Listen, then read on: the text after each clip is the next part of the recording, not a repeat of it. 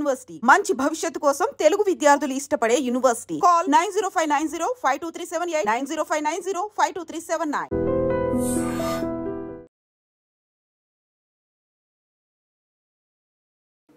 నమస్తే, welcome back to IT media. నేను మీ ఝాన్సీ. మనకి ఇప్పుడు సమ్మర్ సీజన్లో ఉన్నాం కాబట్టి టక్కున ఎవరైనా ఆయాసం వచ్చినా, నీరసం వచ్చినా, కొంచెం నాకు నీరసంగా అనిపిస్తుంది అనగానే మన ఫ్యామిలీ మెంబర్స్ తెచ్చిచ్చేది కొబ్బరి నీళ్ళు. ఆ కొబ్బరి నీళ్ళ మీద కూడా ప్రకృతి పరంగా వచ్చినా కానీ చాలా అపోహలు ఉంటాయి. ఎక్కువగా తీసుకుంటే ఏదో పొటాషియం లెవెల్స్ పడిపోతాయని, లేకపోతే వేరే సీజన్లో తీసుకోకూడదు, వర్షాకాలంలో తాగకూడదు, చలికాలం తాగకూడదు, ఇవన్నీ చెప్తూ ఉంటారు.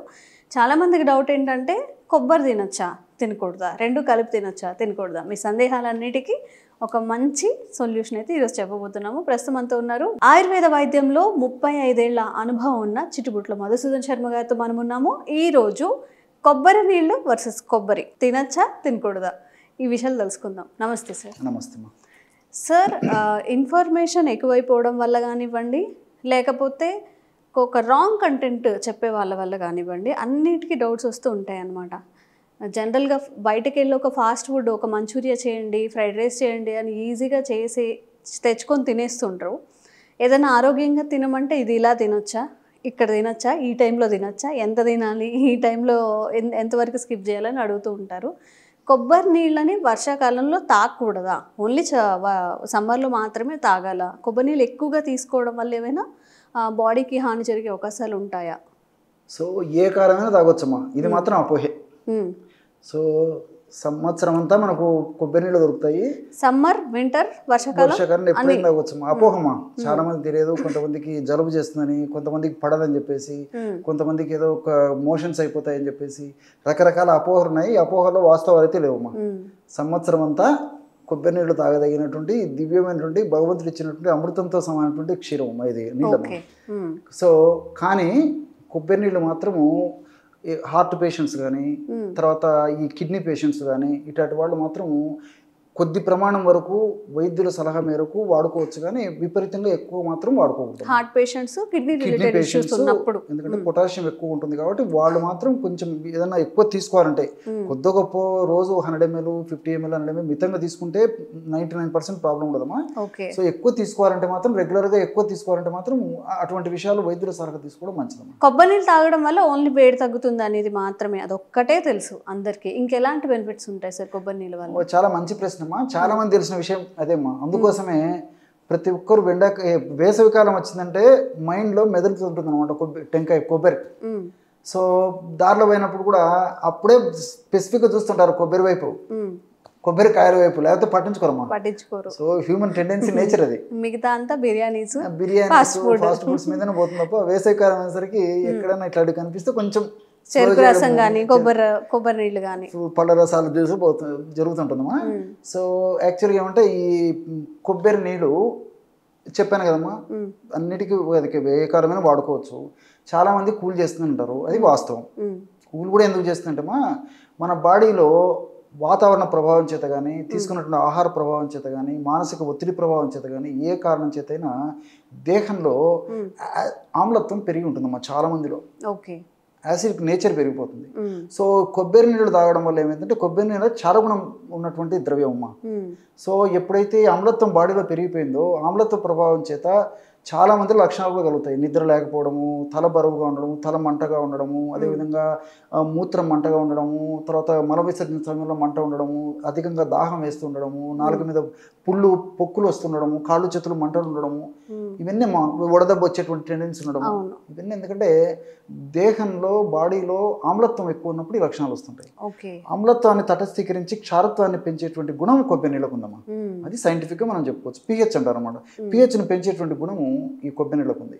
సో చారగుణ ప్రధానం. సో మన బాడీకి కూడా ఆహార పదార్థాలు కూడా చారగుణ ప్రధానమైన ఆహార పదార్థాలు ఎక్కువ తీసుకోవాలమ్మా. కానీ మనం ఏం చేస్తున్నామంటే, మరి అవగాహన లోపంతో ఆమ్లగుణం ఉన్నటువంటి పదార్థాలు ఎక్కువ తీసుకుంటున్నాం కాబట్టి జబ్బులు కూడా ఎక్కువ వస్తున్నాయి. సో అది నాణానికి ఒకవైపు. సో ఈ కొబ్బరి నీళ్ళు తాగడం వల్ల మరొక ప్రయోజనం ఏంటంటే, ఈ గట్ బ్యాక్టీరియా, గుడ్ బ్యాక్టీరియా విపరీతంగా పెరిగిపోతుందమ్మా. మన బాడీలో జీర్ణ వ్యవస్థలో మంచి బ్యాక్టీరియా ఎంత ఎక్కువగా ఉత్పత్తి చెందితే అన్ని రకాలుగా మన ఆరోగ్యము, ఆయుష్ అంత అద్భుతంగా ఉంటుందమ్మా. ఎటువంటి అనారోగ్యాలు రావు, ఆయుష్ కూడా అంత బాగుంటుంది. చిన్న చిన్న జబ్బులు రావు, ఒకవేళ జబ్బులు వచ్చినా త్వరగా తగ్గిపోతాయి. పెద్ద పెద్ద జబ్బులు రావు, జబ్బులు వచ్చినా కానీ మనిషిని ప్రమాదభరితంగా లేకుండా చేసేటువంటి శక్తి కూడా ఈ గట్ బ్యాక్టీరియాకు ఉందమ్మా.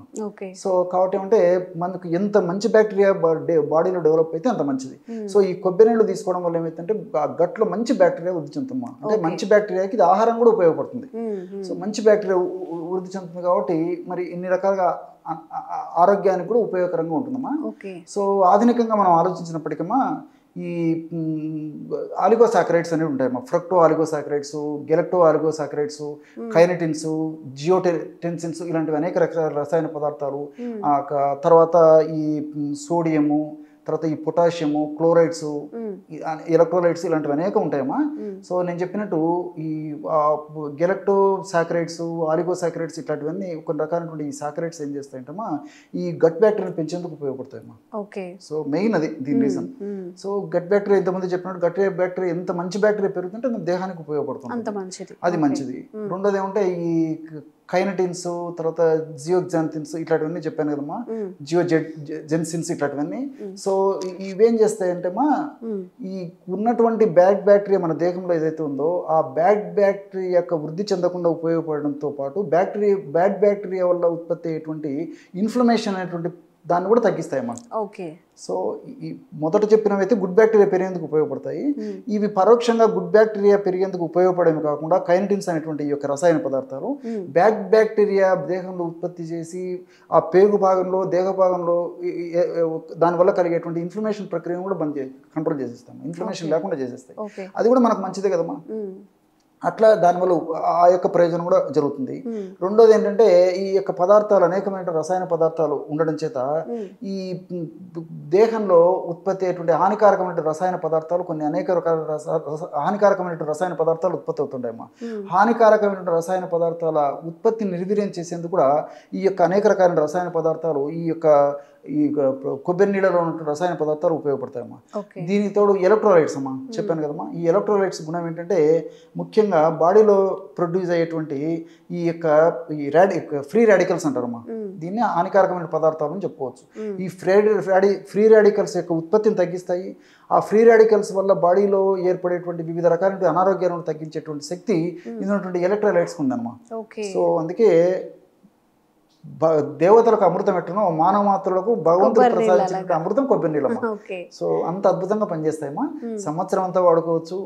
చాలా మందికి తెలియకట్లా చెప్తారమ్మా. ఓకే సార్, ఒక అపోహ ఉంది, అపోహను మీరు చెప్తే తెలుసుకోవాలని ఉంది. కొబ్బరి ప్లస్ కొబ్బరి నీళ్ళు ఒకసారి తినకూడదు అని చెప్పి ఇది నిజమేనా?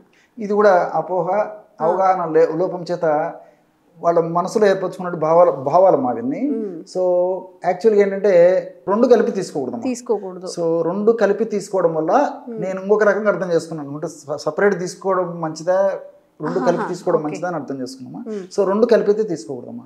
ఎందుకంటే కొబ్బరి నీళ్లు దాంట్లో ఉంటే ఎలక్ట్రోలైట్స్ ప్రభావం చేత కానీ, చక్కెరల ప్రభావం చేత కానీ, ఇతర కెమికల్స్ ప్రభావం చేత కానీ, పోషక విలువల ప్రభావం చేత కానీ ఇమ్మీడియట్గా శక్తినిచ్చేటువంటి ద్రవ్యం కాబట్టి కొబ్బరి నీళ్ళు తాగినటువంటి వెంటనే బ్లడ్లో కలిసిపోయి ఇమ్మీడియట్ ఎనర్జీ వచ్చేదానికి ఉపయోగపడుతుంది.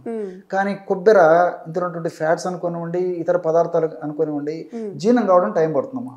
సో ఎప్పుడైతే మనం కొబ్బరి నీళ్లు తాగేసి వెంటనే ఈ కొబ్బరి తింటాము అప్పుడు రెండు లోపల కొట్లాడుకుంటాయి. సో త్వరగా ఈ కొబ్బరి నీళ్ళు త్వరగా పేగులు పీల్చుకోకుండా ఇది అడ్డుపడుతుంది. సో దానివల్ల అనుకున్నంత స్థాయిలో రిజల్ట్ ఉందమ్మా. కాబట్టి జీర్ణశక్తి తగ్గిపోవడము, తర్వాత కొంచెం కొంతమందిలో ఏదైనా మోషన్ సరిగ్గా కాకపోవడం కొంతమందిలో జరుగుతుంటుంది. సమ్ టైమ్స్ అదే అంటారు, కొంతమంది కొబ్బరి తింటే అరగలేదు నాకు అని చెప్తూ ఉంటారు. మేబీ ఈ ఇష్యూ వల్ల అయి ఉండొచ్చు. అంతేనమ్మా. సో ఫైబర్ అవి ఉన్నప్పుడు మరి ఇట్లా తీసుకున్నప్పుడు ఇది ద్రవ పదార్థం అయిపోయింది, అది ఘన పదార్థం అయిపోయింది. అందులో రెండో ఒకటిసారి వాడేసరికి కాబట్టి కొబ్బరి నీళ్ళు తాగిన తర్వాత ఒక 10 నిమిషాలు 15 నిమిషాలు ఆగిన తర్వాత తింటే మంచిదమ్మా. ఆరోగ్యానికి బాగా పోషకాలన్నీ ఉపయోగపడతాయి. ఓకే సార్, నేను హీరోయిన్ నేమ్ చెప్పను కానీ తను రైటిషన్ చేసిన ఒక రెసిపీ ఈ కొబ్బరి నీళ్ళు కొబ్బరితో అందరు ఫాలో అయిపోయారు అనమాట. లైక్ ఈ కొబ్బరి ప్లస్ కొబ్బరి పాలు తీసుకొని కొబ్బరి వాటర్ వేసేసి మొత్తం మిక్సీ చేసేసి ఒక చిన్న ఇలాచీ వేసి దాన్ని ఒక డ్రింక్గా తీసుకోవడం అనేది, ఇది కరెక్టేనా? తీసుకోవచ్చా మనం? లిక్విడ్ ఫామ్లో తీసుకోవచ్చమ్మా. అంటే రెండు లిక్విడ్ ఫామ్లో ఉన్నప్పుడు సేఫ్ సైడ్ ఉంటాము. కొబ్బరి ప్లస్ వాటర్ విడివిడిగా ఉన్నప్పుడు ఆ రెండు తీసుకున్నప్పుడు డైజెషన్ ఇష్యూస్ వస్తాయి, అంతే కదా? ఇక్కడ మీరు అడిగేసరికి నాకు మరొక ఇది వస్తుందమ్మా, మైండ్ ఒకటి మెదులుతుందమ్మా.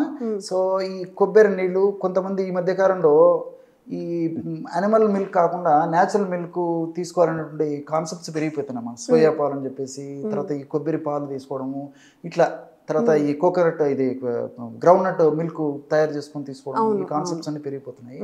సో ఈ కొబ్బరి పాలు, కొబ్బరి నీళ్ళు తాగిన తర్వాత కొబ్బరిని మనం చిన్న చిన్న ముక్కలు చేసేసి మిక్సీలో వేసిన కొబ్బరి తురుము తీసుకొని పచ్చి కొబ్బరి పిండిన వాటర్ వచ్చేస్తుంది.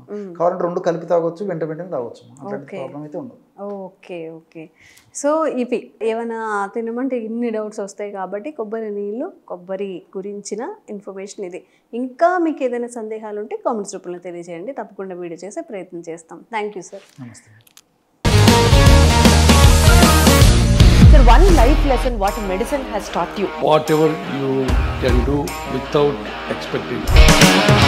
బట్ ఐ రియలీ బిలీవ్ మన పాజిటివ్ యాటిట్యూడ్ ఉంటేనే మనం ఏదైనా సాధించగలం. గట్ ని మనం కరెక్ట్ గా డీల్ చేసినట్లయితే అది మనకి పాజిటివ్ హార్మోన్స్ ని రిలీజ్ చేస్తుంది. షుగర్ వచ్చిన వాళ్ళ పరిస్థితి ఏంటి? పొట్ట దగ్గర పెరిగితే దాన్ని ఆండ్రాయిడ్ అంటారు, ఆండ్రాయిడ్ ఫోన్ కదా. అసలు థాట్స్ ఎందుకు వస్తాయి? బ్రెయిన్ డెడ్ అంటే దానికి ప్రపంచం అంతా కూడా కొన్ని నిర్దిష్టమైనటువంటి లక్షణాలు. మానసికంగా ధైర్యంగా ఉంటే క్యాన్సర్ జయించవచ్చు. You are a doctor for a cause sir, అంతే. వాళ్ళకి వచ్చిన ఆదాయం కాకుండా ఫ్రీ సర్వీస్ ఎంతమందికో చేస్తారు.